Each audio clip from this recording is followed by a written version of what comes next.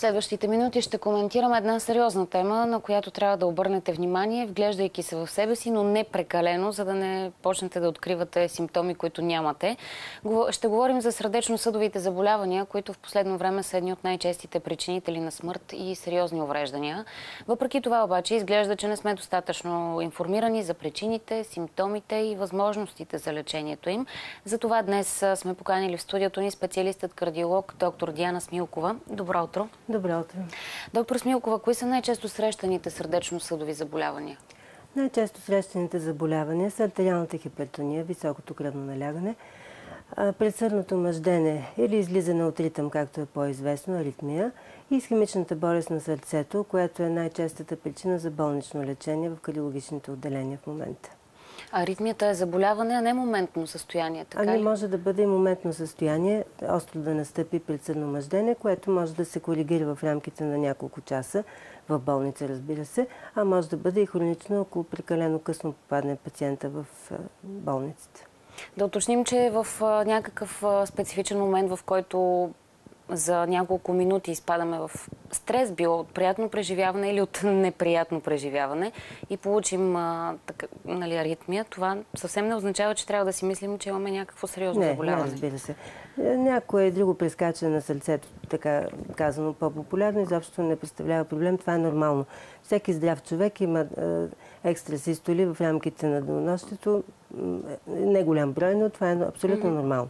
Говорим за абсолютна аритмия, за това споменах, което си е вече заболяване и се дължи най-често на обременяване на предсъдието вследствие на по-продължителна артериална хипертония.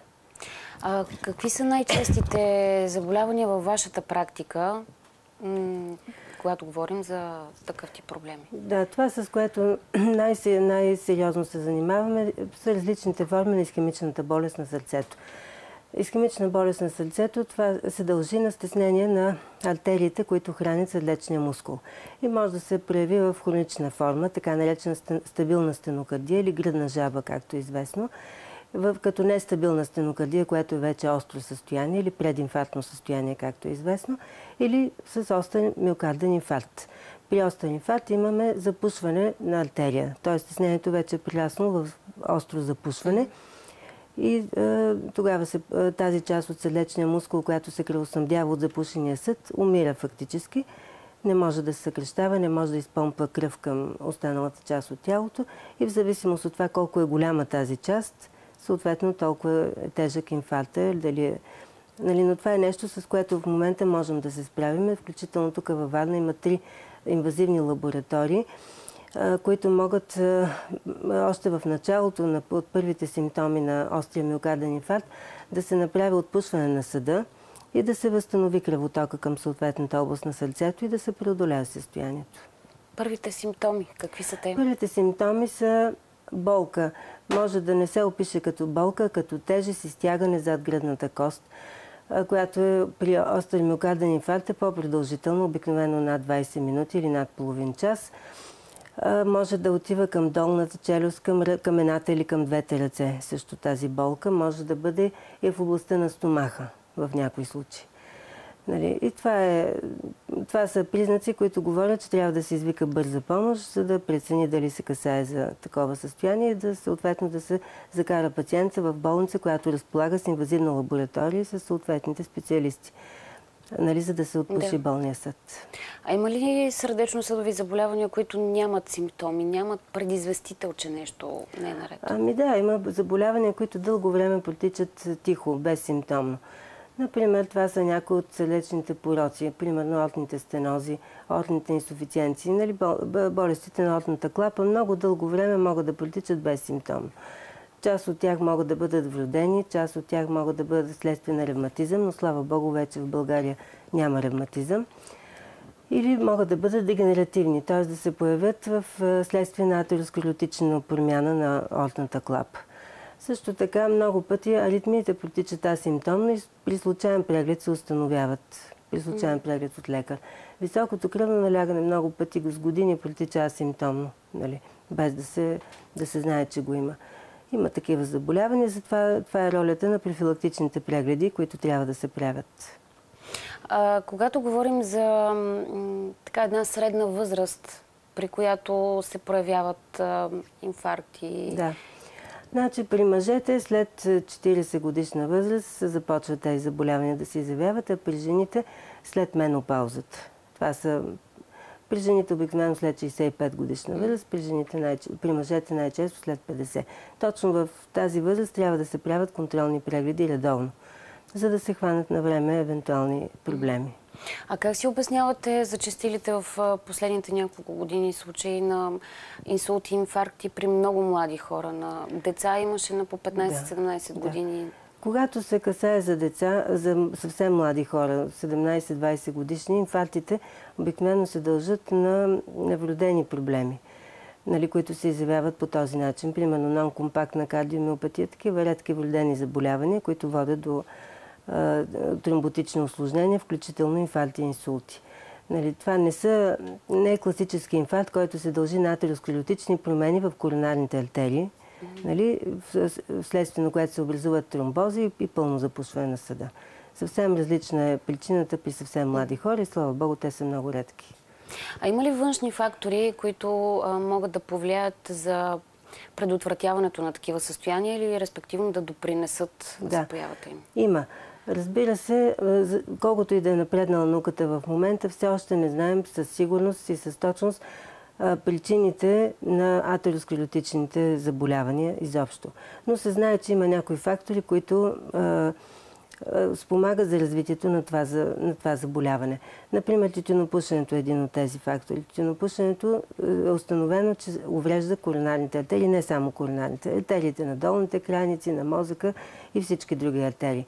Друг фактор е артериалната хипертония, особено ако е продължителна и не е добре лекувана. Тоест, ако не се постигат оптималните стойности на артериалното налягане. Друг много важен фактор, това е повишения холестерол. Затова при хора над 40 годишна възраст, мъже и жени над 50, трябва редовно да се изследва един път годишно холестерола в рамките на профилактичния преглед при GP-то и ако има проблеми, на време да се вземат мерки. А в по-развитите страни още на децата изследват холестерол и още от детска възраст започват да се вземат мерки за това. Друг много важен фактор е захарния диабет, също много често срещано заболяване и при диабетиците много по-често боледуват от исхемична болест на сърцето. Затова трябва да се постига оптимален контрол на кръвната захар с лекарства, с инсулин, каквото трябва, но да се постигат нормални стойности на кръвната захар в рамките на цялото денонощие. Това са най-често срещаните фактори, които могат да бъдат повлияни с медикаменти или с хигиенно-диетичен режим. Може ли да боли сърцето? Може. За съжаление, сърцето може да боли при инфаркт, при стенокардна криза също, дори да не е инфаркт. Боли си точно там? Но повечето не точно там. Боли зад гръдната кост, може да боли в долната челюст, може да боли в лактите или в пръстите на ръцете, на различни места.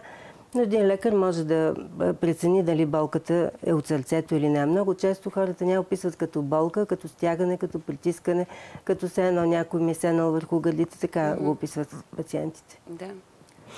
Споменахте няколко пъти за методите за лечение. Освен исхемична болест, какви други заболявания и с какви нови методи, с каква успеваемост могат да се лекуват? Фактически ние лекуваме последствията на атеросклерозата. Причината с точност ние знаем и не можем да лекуваме. Лекуваме последствията, т.е. когато вече има атеросклеротични плаки по съдовете, които образуват стеснения на съдовете или запушвания. Значи могат да се лекуват, най-често се занимаваме с коронарни артерии, т.е. артериите на сърцето. Те най-често създават проблеми. Обаче могат да се лекуват и съдовете на долни и на горни крайници, мозъчни съдове, съдове на бъбречните артерии също могат да се лекуват, съдове на коремната кухина също могат да се лекуват по-рядко. Как се извършва това лечение? Извършва се в интервенционални лаборатории, като се влиза в съответния съд с много финно катетърче, обикновено през артериите на ръката или на крака. Правят се снимки с контрастно вещество от различни проекции, за да се види какъв е проблема, колко стеснения има, колко са значими и така нататък. И след това се взема решение за лечението, което най-често е интервенционално, а именно с балончета и с стентове се разширява стесненото място и по този начин се решава проблема. Сега, когато стесненията са много на брой, и не могат да бъдат оправени с 4 стента, защото здравната каса по-настоящем плаща 4 стента на пациент на година, или пък са невъзможни за лечение по този начин, тогава се прави байпас на сърцето, или съответно на краката, където е заболелия орган там. А има ли възраст, при която не е препоръчително да се прилага този тип лечение? Няма такава възраст. Може да се прилага и на съвсем млади хора, може и на съвсем възрастни, над 80, даже над 90 годишни сме правили. Полза винаги. И полза има на всяка възраст. След това процеса на възстановяване и може ли да има гаранции за... Вижте, възстановяването от тази процедура е много бързо, особено когато се работи през ръката, както най-често се работи. Просто имаш една превръзка на ръката за 3 часа и с това се приключва. Нито се налага да се спазва постелен режим, нито някаква диета, нито нищо. Ако се работи през крака, това изисква 24 часа постелен режим, защото артерията, която се боде там, е по-голяма, за да не се получи кръвоизлив. Възстановяването е съвсем бързо. След това обаче се изисква да се взимат медикаменти, които да попречат на стента да се запуши в продължение в различен период. Ако са от обикновените масово използваните стентове, говорим за 1 месец. Ако са от ДЕС-овете, които излъчват медикамент, такива антитромботични медикаменти трябва да се взимат в продължение на 1 година. Това е възстановяването, е много бързо, но трябва да се взимат медикаменти. Сега, казвате дали лечението е сигурно. Сега, най-масово се използват хром-кобалтовите стентове. Те са много добри и при повечето пациенти в рамките на целия им живот на това място, което е лекувано, няма да има проблем. Но има 9-10% от болните, които вътре в стента ще образуват ново стеснение. И в такъв случай се изисква отново лечение, като се сложи специален стент, дрекалютин стент се казва. Това са стентове, които излъчват медикаменти, които не позволяват да се образува стеснение вътре в самия стент. Тези стентове изискват много по-продължителна антитромботична терапия, 1 година поне.